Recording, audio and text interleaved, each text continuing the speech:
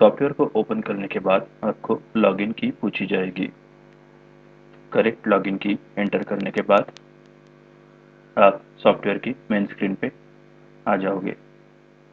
Software के left hand side में आपको कुछ मेन्यू दिखाई देगी। उसमें से पहला मेन्यू नए पेशेंट को ऐड करने के लिए है। दूसरा मेन्यू क्लिनिक की इंफॉर्मेशन स्टोर करने के लिए है। तीसरा मेन्यू अगर आपको कोई प्रिस्क्रिप्शन सेव करके रखना है उसके लिए है। अगर आपको ट्रीटमेंट हिस्ट्री चेक करनी है तो उसके लिए आप चौथे मेन्यू को इस्तेमाल कर सकते हैं। पाँचवें मेन्यू में आप कलेक्शन रिपोर्ट देख सकते हैं और जो लास्ट मेन्यू है उससे आप सॉफ्टवेयर में जो डेटा है उसका बैकअप भी ले सकते हैं और रिस्टोर भी कर सकते हैं। राइट हैंड साइड में आपको पेशेंट की लिस्ट दिखाई देगी।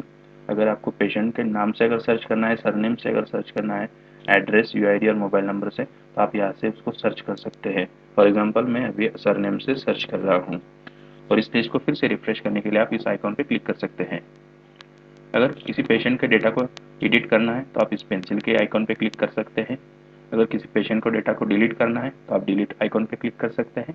अगर किसी पेशेंट को जो ऑलरेडी सेव पेशेंट है उसको ट्रीटमेंट के लिए आपको ऑन करना है तो आप इस कैप्सूल आइकॉन पे क्लिक कर सकते हैं। फॉर एग्जांपल मैं रविंद्र पोद्दार इनको ट्रीटमेंट देने के लिए इस आइकॉन पे क्लिक करता हूँ। ट्रीटमेंट पेज ओपन होने के बाद आपको वहाँ पे कुछ वाइटल्स दिखाई देंगे जिसमें weight, temperature, oxygen, pulse, BP, height, sugar का फास्टिंग और पीपी दोनों आप यहाँ पे डाल सकते हैं। कंप्लेंट्स आप मैन्युअली भी डाल सकते हैं। इस आइकॉन पे क्लिक करके आप एक लिस्ट ओपन होगी उसमें से भी आप चूज कर सकते हैं। Chest pain, restlessness, sweating, fair. अगर आपको इस लिस्ट को एडिट करना है तो आप एडिट आइटम पे जाकर आप वहाँ पे नया आइटम ऐड करके इस नोटपैड के फाइल को सेव करके इसको क्लोज करके सिंपली रिफ्रेश बटन पे क्लिक करिए, न्यू आइटम वहाँ पे आ जाएगा। सेम डायग्नोसिस के साथ भी आप कर सकते हैं, मैन्युअली भी टाइप कर सकते हैं या फिर लिस्ट में से भी आप चूज कर सकते हैं और उसमें नया आइटम यहाँ से डाल सकते हैं। इसका डायग्नोसिस एंजाइटी है। अगर मुझे एंजाइटी की ट्रीटमेंट प्रिस्क्राइब करनी है तो मैं यहाँ पे मैन्युअली भी टाइप कर सकता हूँ या फिर इस कैप्सूल के आइकॉन पे क्लिक करके मेडिसिन में ऐड कर सकता हूँ। अभी मैं एंजाइटी की मेडिसिन ऐड करता हूँ, जियो मैक्स डी। तो इस मेडिसिन के अगेंस्ट जो प्रीवियस डेटा इसमें स्टोर होगा वो ऑटोमेटिकली यहाँ पे फिल होके आएगा। आपको सिंपली इंसर्ट इस बटन पे क्लिक करना है। फिर से दूसरी मेडिसिन ऐड करने के लिए सेम उसका प्रीवियस डेटा यहाँ पे फिल होगा। अगर आपको इसमें कुछ और भी ऐड करना है तो आप कर सकते हैं।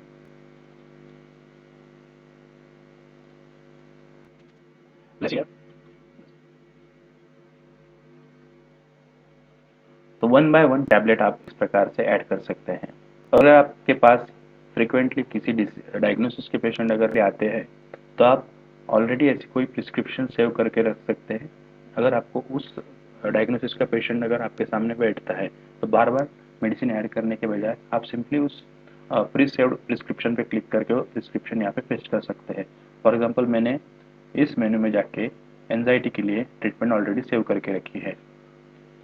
अगर मुझे यहाँ पे एंजाइटी की ट्रीटमेंट इस पेशेंट को प्रिस्क्राइब करनी है तो मैं यूज सेव्ड प्रिस्क्रिप्शन पे जाके one by one tablet add करने के बजाय सिंपली उस प्रिस्क्रिप्शन को यहाँ पे पेस्ट कर सकता हूँ। यहाँ पे मैं एंजाइटी सर्च करूँगा, ये एंजाइटी की प्रिस्क्रिप्शन यहाँ पे पेस्ट हो गई है। अगर मुझे कोई एडवाइस उनको देनी है तो मैं मैन्युअली भी टाइप कर सकता हूँ या फिर अगर आप डबल क्लिक करेंगे तो आपको हेल्प ओपन होगी, उस हेल्प में से भी आप चूज कर सकते हैं। इस लिस्ट को भी आप एडिट कर सकते हैं और लिस्ट एडिट करने के बाद रिफ्रेश करना होगा। ओपीडी चार्जेस जो यहाँ पे आ रहे हैं वो क्लिनिक इंफॉर्मेशन इस पेज से आ रहे हैं। डिस्क्रिप्शन अगर सेव करते हैं, सेव करने के बाद आपको पेमेंट के लिए एक फॉर्म ओपन होगा। अगर आप फुल पेमेंट करते हैं तो वहाँ पे फुल पेड एक स्टेटस आपको दिखाई देगा। अगर आप पार्शियल पेमेंट करते हैं तो वहाँ पे पार्शियल पेड एक ऐसा स्टेटस आपको दिखाई देगा। इसका मतलब यह है कि अगर कोई पेशेंट आपको पार्शियल पेमेंट कर रहा है तो उसका पेमेंट का जो डिटेल है आपको कहीं पे लिखने की ज़रूरत नहीं है या फिर कोई रजिस्टर आपको मेंटेन करने की ज़रूरत नहीं है। वन क्लिक में आपको उस पेशेंट की पार्शियल पेमेंट की हिस्ट्री मिल जाएगी। जैसे मैं इस डेटा को सेव करता हूँ तो आपको यहाँ पे इस पूरे ट्रीटमेंट को प्रिंट करने के लिए दो ऑप्शन आएंगे। एक लेटर हेड पे आप उसकी प्रिंट ले सकते हैं या फिर फुल प्रिस्क्रिप्शन आपकी प्रिंट कर सकते हैं जो सॉफ्टवेयर जनरेटेड होगी। अगर मैं सॉफ्टवेयर जनरेटेड प्रिंट पे क्लिक करता हूँ और उस प्रिंट बटन पे क्लिक करता हूँ तो पूरा जो डेटा है हेडर सेक्शन, फुटर सेक्शन और प्रिंटेबल सेक्शन वो पूरा सॉफ्टवेयर जनरेटेड होगा। और अगर आपको सॉफ्टवेयर जनरेटेड कॉपी की प्रिंट अगर नहीं चाहिए तो आप अपने लेटर हेड पे भी इसकी प्रिंट ले सकते हैं। इस केस में हेडर सेक्शन और फुटर सेक्शन ब्लैंक आएंगे। यहाँ पे जो ओपीडी चार्जेस आ रहे हैं वो क्लिनिक इन्फॉर्मेशन में से आ रहे हैं और फुल प्रिस्क्रिप्शन में जो भी डिटेल आ रही है वो क्लिनिक इन्फॉर्मेशन से आ रही है। मैं उस क्लिनिक इन्फॉर्मेशन के बारे में आपको बताता हूँ। जैसे आप क्लिनिक इन्फॉर्मेशन इस मेनू पे जाएंगे तो यहाँ पे आपको पूरे क्लिनिक की इन्फॉर्मेशन दिखाई देगी, जिसमें ये डॉक्टर की इन्फॉर्मेशन है, हॉस्पिटल का लोगो है और यहाँ पे हॉस्पिटल की इन्फॉर्मेशन है। और जो ओपीडी चार्जेस मैंने यहाँ पे ऑलरेडी सेव करके सेट करके रखी है वो ट्रीटमेंट के टाइम पे वहाँ पे आ सकती है। और आप ट्रीटमेंट के टाइम पे भी ओपीडी चार्जेस चेंज कर सकते हैं। फॉर एग्जांपल अगर मुझे इनको ट्रीटमेंट देनी है और मुझे इनसे केवल 200 ही रुपये देने तो मैं at the time of treatment इसको चेंज कर सकता हूँ। सेल्फ प्रिस्क्रिप्शन के बारे में अभी जैसे मैंने बताया कि ऑलरेडी कोई प्रिस्क्रिप्शन किसी डायग्नोसिस के लिए या डिसीज़ के लिए ऑलरेडी सेव करके रख सकते हैं। जैसे मैंने एंजाइटी के लिए आपको एग्जांपल दिखा तो मैंने सेव करके रखी थी।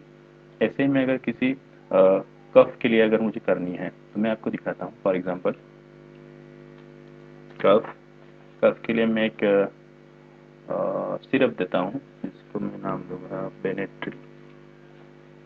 बेनेट्रिल एक 10 ml सुबह शाम। ओके, अब मैं इसको सेव करके रखता हूँ। कफ किसी पेशेंट को अगर मुझे कफ के लिए प्रिस्क्राइब करना है तो मैं सिंपली यूज सेव प्रिस्क्रिप्शन पे इस मेनू पर जाकर वहाँ पे कफ सिलेक्ट करके उस क्लिक करूँगा, ऑटोमेटिकली बेनेड्रिल वहाँ पे पेस्ट हो जाएगा। तो इस प्रकार से आप प्रिस्क्रिप्शन बनाकर सेव करके रख सकते हैं ताकि आपको बार बार मेडिसिन ऐड करनी ना पड़े। अगले मेनू में जाते हैं। ट्रीटमेंट में अगर बात करेंगे ट्रीटमेंट हिस्ट्री की तो 1 तारीख से लेकर 31 तारीख तक आपके पास कितने पेशेंट आए हैं और कब आए हैं उसकी पूरी डिटेल आपको 1 क्लिक में मिल जाती है। और यहाँ पे आप पेशेंट के नाम से भी सर्च कर सकते हैं।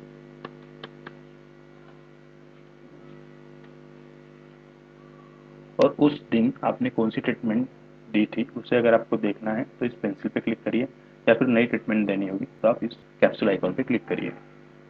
पेंसिल पे क्लिक करने के बाद आपको उस दिन की ट्रीटमेंट दिखाई देगी।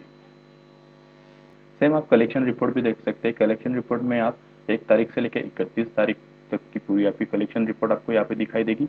नीचे एडिशन आपको मिलेगी, या अगर किसी पेशेंट की आउटस्टैंडिंग आपको देखनी है तो आप यहाँ से भी देख सकते हैं। और अगर उनको पेमेंट भी करनी है तो यहाँ पे जाके डबल क्लिक करना होगा, पेमेंट फॉर्म ओपन हो जाएगा। यहाँ से आप उनकी पेमेंट कर सकते हैं। जैसे फुल पेड होता है तो वहाँ से आउटस्टैंडिंग निकल जाएगा।